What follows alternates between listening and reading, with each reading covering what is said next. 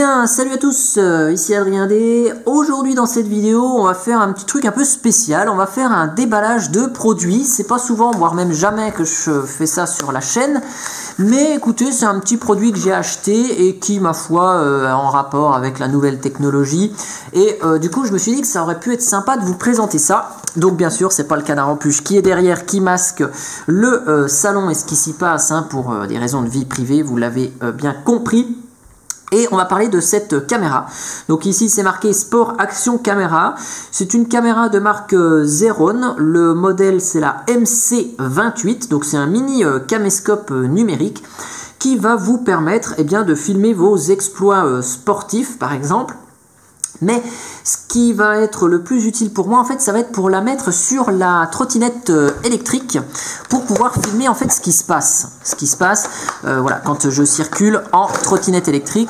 Comme ça, si jamais il y a un accident ou autre, c'est plus facile de filmer les comportements dangereux et du coup de savoir ce qui s'est réellement passé. Donc la petite caméra, la voici, la voilà. Hop, on va déballer tout ça ensemble.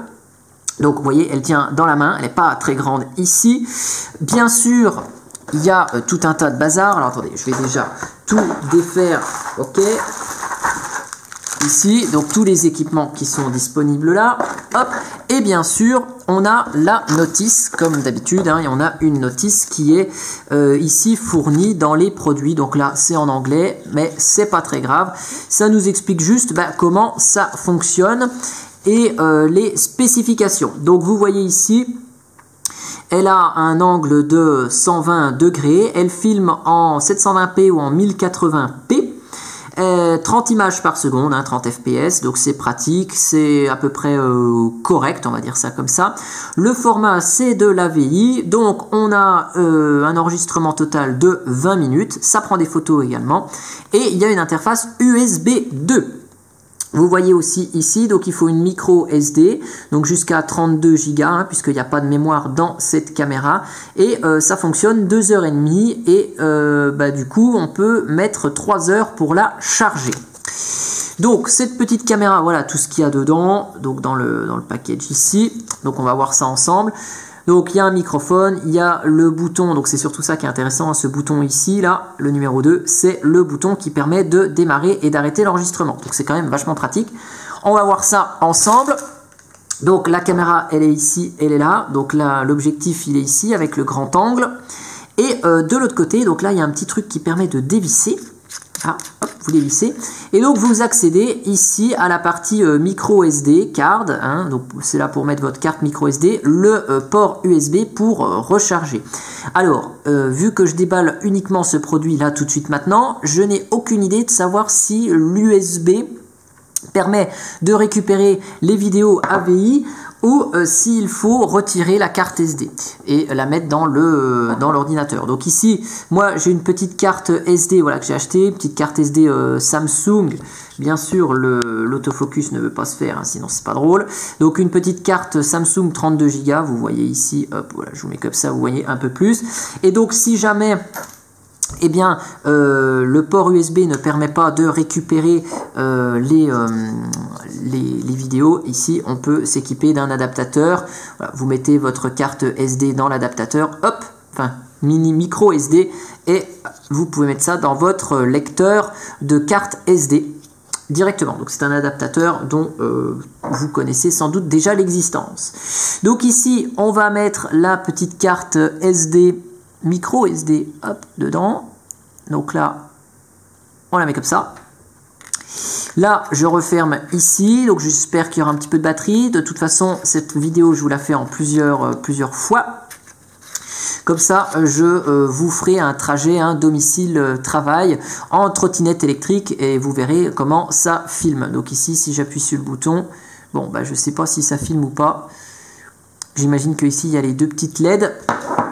On va regarder ça, hop, 3, donc c'est le petit 3, Power Indicator, donc là on voit que j'appuie et donc il se passe rien, donc ça veut dire qu'il faut charger la batterie. Donc je vais laisser ça défait et je vais charger ça pendant 3 heures dans l'ordinateur. Donc bien sûr, on a le petit câble USB qui va bien avec, hein, donc avec le connecteur ici USB et de l'autre côté micro USB qui va dans la caméra. Donc ça, c'est classique. On a, donc vu que c'est une caméra sportive, on a un brassard ici, hein, qu'on peut scotcher, enfin scratcher autour de son bras, réglable. Et ici, on glisse la caméra dedans et comme ça, on peut filmer notre descente ou autre en mettant ça sur notre bras. Donc ça, moi, je l'utiliserai pas. On a une petite sacoche, enfin une petite pochette pour ranger la caméra. Ok, on a une petite dragonne si on veut éventuellement la porter autour du cou. Bon, ok, ça je l'utiliserai pas. Moi, ce qui m'intéresse, c'est ça. Donc voilà, j'enlève le plastique ici. Donc c'est le support qui va permettre de fixer ça sur la trottinette électrique. Donc vous fixez ça comme ça sur le guidon. Donc soit moi dans mon cas de la trottinette, soit sur un vélo, hein, évidemment. Et ici vous mettez la caméra dans l'emplacement ici pour qu'elle puisse filmer. Donc on va voir ensemble le montage de ça sur le guidon de la trottinette électrique et la troisième partie de la vidéo, ce sera un petit bout de trajet qui risque de bouger, hein, puisque la trottinette à l'avant n'a pas d'amortisseur, donc du coup ça va faire un petit peu de vibration et il y a des caméras, hein, si vous les achetez encore plus cher, eh bien elles ont des stabilisateurs qui permettent d'éviter de voir l'image trembler. Donc, je vous reprends dans quelques instants, hein, pour voir le montage sur la trottinette électrique. Nous voici donc devant le guidon de la trottinette. Donc, vous reconnaissez ma trottinette électrique dont je vous ai parlé plusieurs fois en vidéo. Petit changement par rapport à la dernière vidéo, la lampe ici, oui, parce que j'avais acheté une lampe, j'en avais déjà parlé, mais j'avais pas présenté cette lampe-là. Donc, vous voyez cette lampe ici, qui permet d'être un peu plus visible que la lampe de la trottinette de base qui est au sol, enfin au niveau du plateau. Elle était ici. Et puis du coup, en vue d'acheter cette caméra, je l'ai déplacée ici parce que la lampe, qu'elle éclaire, enfin qu'elle soit à 90 degrés ou toute droite, c'est pour être visible, donc elle fait de la lumière, c'est le principal. Par contre, une caméra, si elle filme en mode paysage, portrait, bon, c'est pas terrible. Donc là, j'ai prévu donc ici de mettre le support, donc ce support ici que je vous ai présenté il y a quelques instants. Donc là, je vais juste dévisser le petit truc, hop, voilà, vous voyez strictement rien parce que c'est la première fois que je fais ce genre de vidéo, hop, et on va la positionner directement, voilà, ici, de manière à ce que ça dérange le moins et surtout que je puisse quand même ici actionner le frein, c'est ça qui m'intéresse le plus. Donc ce petit support ici, on voit que même il est pivotable, hein. Donc là on a plusieurs crans qui permettent de faire pivoter la caméra. Donc là je vais mettre ça par ici, voilà, hop. Donc il y a le petit caoutchouc ici qui permet d'éviter que ça bouge, hein, une fois que c'est serré, donc ça c'est très pratique. Et donc là, qu'est-ce qu'on fait? Eh bien on dévisse là pour avoir un peu de bout et on met la caméra dans son emplacement ici. Alors c'est bien de faire ça comme ça, sauf que quand on fait ça comme ça, eh bien là on peut appuyer pour démarrer la caméra, sauf qu'on ne voit plus les petits voyants si ça claire ou pas. Alors ça ne va pas être très pratique. Mais c'est pas très grave, donc ici, hop, on peut mettre la caméra, on la visse ici avec le petit truc sur le côté et ça y est, on est paré pour filmer vraiment ce qui se passe au niveau de la route. Voilà, donc là je vais pas trop serrer, mais ici, hop, comme ça, je peux quand même un peu monter ou descendre pour filmer ce qui m'intéresse. Ici, c'est pour serrer, c'est pratique pour éviter que la caméra, donc là on voit que la caméra, elle n'est pas prête de se barrer. Hein. Et puis, eh bien, je vous fais le petit test dans quelques secondes pour vous. Et puis moi, quand je ferai un petit voyage pour aller au boulot, je vous mettrai un extrait de mon trajet pour que vous voyez ce qu'elle filme réellement cette caméra.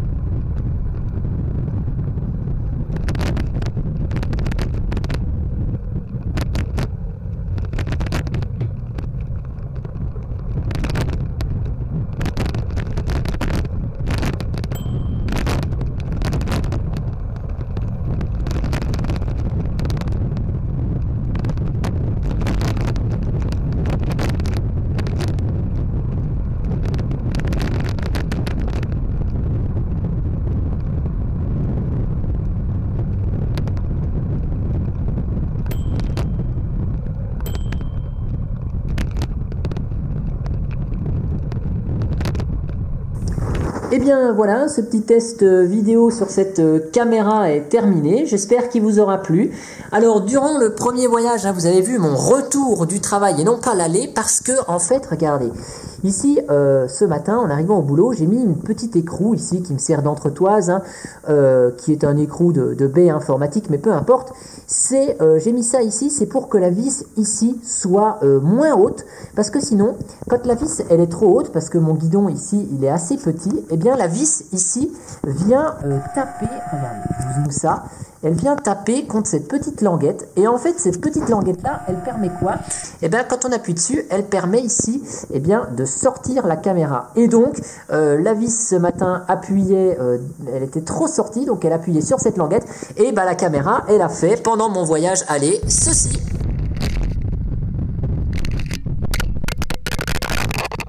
Alors j'ai pas vu ça au début et du coup je l'ai remise et quelques mètres plus loin elle a refait cela.